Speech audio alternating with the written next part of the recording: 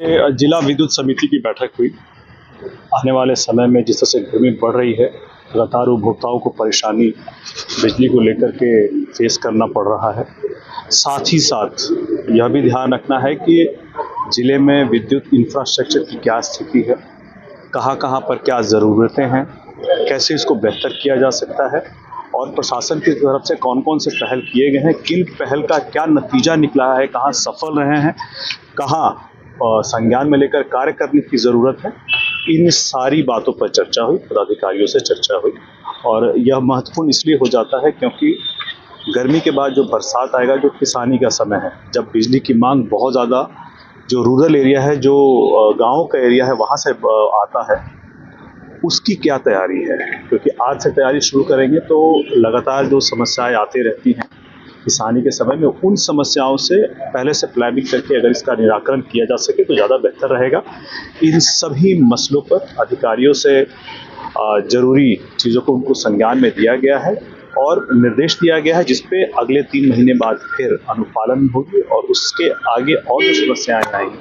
और जो स्पष्ट दिशा निर्देश देने की जरूरत होगी उस पर काम किया जाएगा। चुनाव में सभी जो एनडीए से लोग प्रयास कर रहे हैं, क्योंकि ममता दीदी ने जिस तरह से लगातार बंगाल में एक ऐसा माहौल बना रखा है जहां पर किसी अन्य पार्टी को, जैसे हम लोगों ने भी प्रयास किया था इस तरफ से चुनाव में कार्यक्रम करने के लिए, लेकिन ममता बनर्जी जी के कार्यकर्ताओं के द्वारा हमारे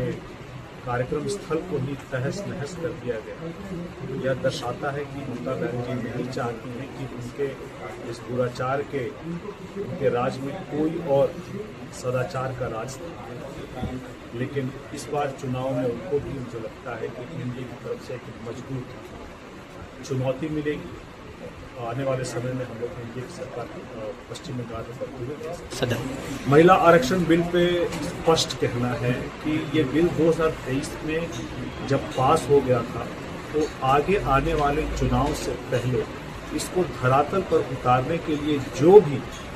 महत्वपूर्ण एग्जीक्यूशन के माध्यम से चीज़ें होनी चाहिए थी, यह बिल इसलिए था,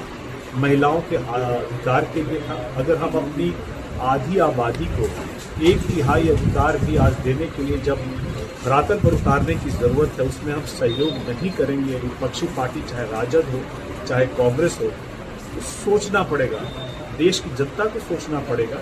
कि आने वाले समय में विपक्षी दल चाहे कांग्रेस हो या राजद हो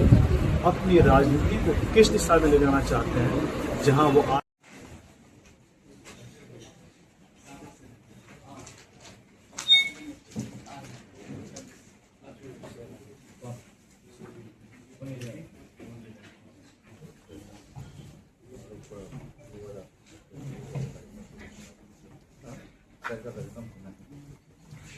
चालू क्षेत्र का काफी स्वागत है। बैठक में मंच पे हमारे साथ उपस्थित साहब और एडीएम साहब, सभी लोगों का स्वागत है और इस सभागार में मौजूद जितने भी हमारे पदाधिकारीगण हैं, तो ये बताते हुए हर्ष हो रहा है कि ये जिला स्तरीय विद्युत समिति की पहली बैठक है। आप लोगों का हार्दिक स्वागत है। जिला स्तरीय विद्युत समिति का गठन ऊर्जा प्रक्षेत्र के सभी केंद्रीय परियोजनाओं के कार्यान्वयन, सतत अनुश्रवण एवं समिति क्षेत्र का काफी स्वागत है। बैठक में मंच पे हमारे साथ उपस्थित साहब और एडीएम साहब, सभी लोगों का स्वागत है और इस सभागार में मौजूद जितने भी हमारे पदाधिकारीगण हैं, तो ये बताते हुए हर्ष हो रहा है कि ये जिला स्तरीय विद्युत समिति की पहली बैठक है। आप लोगों का हार्दिक स्वागत है। जिला स्तरीय विद्युत समिति